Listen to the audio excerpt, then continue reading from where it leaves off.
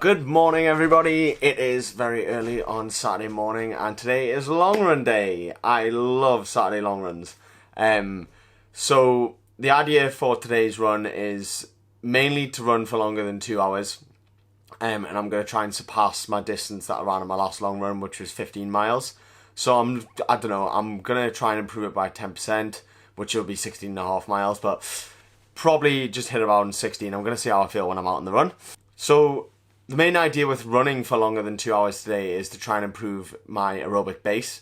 There's been lots of research done into the advantages of running for longer than 2 hours. And essentially it's just going to train my heart and make my heart better at pumping blood back around my body and getting all that blood to my muscles, and which is more oxygen, which is better. My pace that I'm going to run at, it's going to be a slower pace, at least to start with. So I'm going to, if I want my marathon pace to be 8-minute miles, I'm going to start running at like a 9.5 minute mile. And then I'm going to try and negative split towards the end of the run and get that second half towards a sort of marathon pace, which will be 8-minute miles. So I think the only other advantage of that I'm looking to get from running for longer than 2 hours is that there's been more research done into if you run for longer than 90 minutes, your body stops burning carbs because it runs out of like sort of carb stores and starts burning fat. So that'll be good to get to sort of unlock that as well. I am really looking forward to today's run.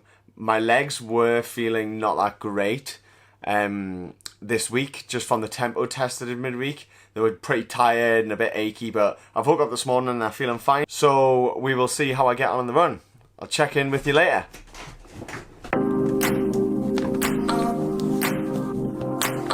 If anyone has shin splints down the outside front of the shin, this is a really good stretch to do. Watch.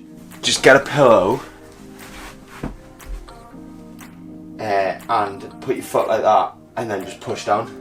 Push towards the floor with your shin. You can even push your sort of knee outwards to get that outside stretch. Oh yeah. Oh yeah, baby. I'm not going to run in sunglasses today because it is not sunny.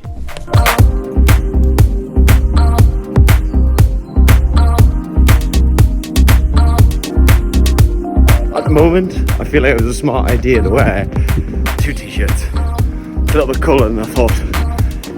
But hopefully this will burn off later on. I'll get sunny.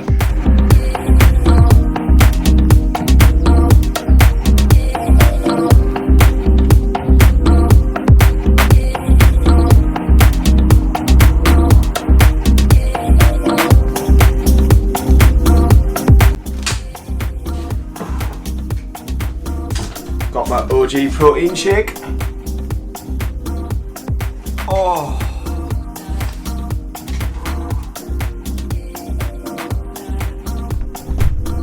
Time to stretch. Just got in, stretching out. Feel quite tired actually.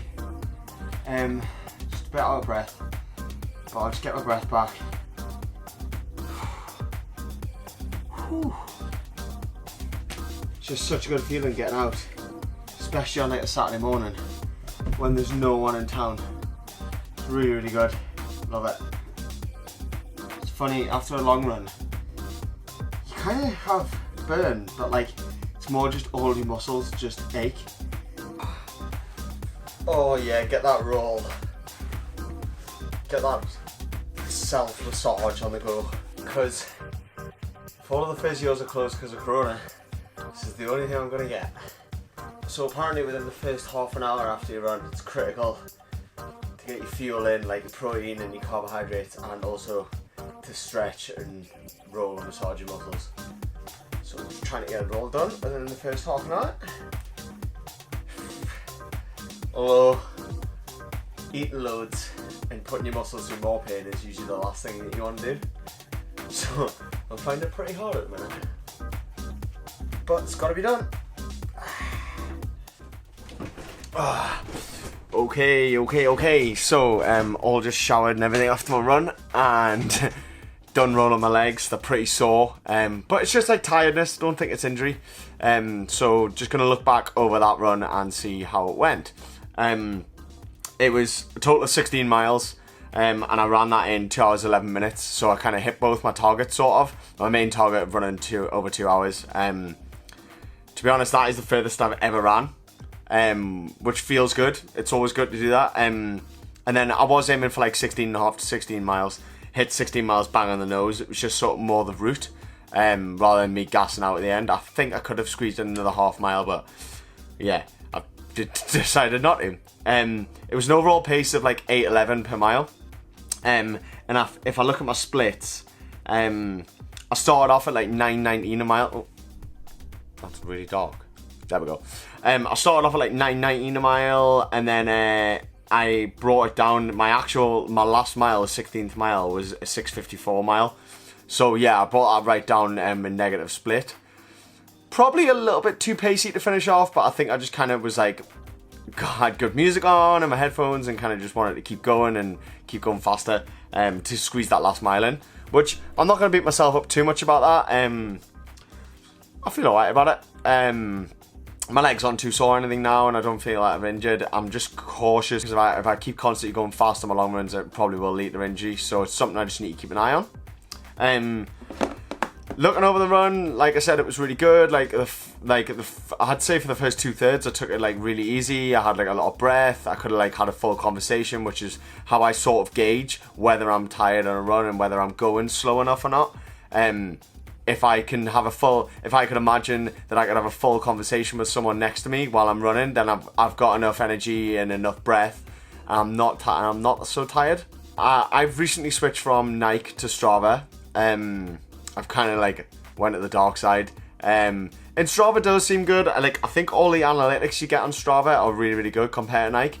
There was one thing or a couple of things that I picked up on that it doesn't really do that I miss from Nike and one of the main ones was that I've got it set to auto start and auto stop when I stop running. Like all those little cut segments that you see of me running, obviously I stop, then place the camera, run away, then run back. It doesn't say run starting like Nike. When you stop, it just pauses. So it's just something to get used to. I think it's not an actual disadvantage, but it's just something I'm used to being told with Nike. Oh, you run stop now, or you run started now. But yeah, like it's just something that I've got to get used to. I kind of wasn't expecting it. I'm thinking I'm gonna put a lot more miles in with Strava, and then eventually do like a sort of review or a comparison between Strava and Nike. But most people I know use Strava. There's only a few people that use Nike, and I was just using it to get to 1,000 miles, and I was going to switch. It was just something I wanted to do. But yeah, run was really good. I feel really good. I'm going to just wait and see how my legs feel tomorrow. But hopefully they'll be alright, and then maybe try and get a recovery in tomorrow or Monday or something. So if you like this run video, please go and hit that subscribe button. Like or comment as well. Let me know how your long runs go, whether you do like the sort of slower pace like I tried today, or a person who just wants to gas it and go fast all the time, because that used to be me. And I do find it hard trying to like bring the pace down, but I do definitely think it's better overall, especially when you're trying to like sort of marathon train and put the miles in. Yeah, and I think that's everything for today. I'm going to leave it there. Have a good day, and I will check back in on my next run. Cheers.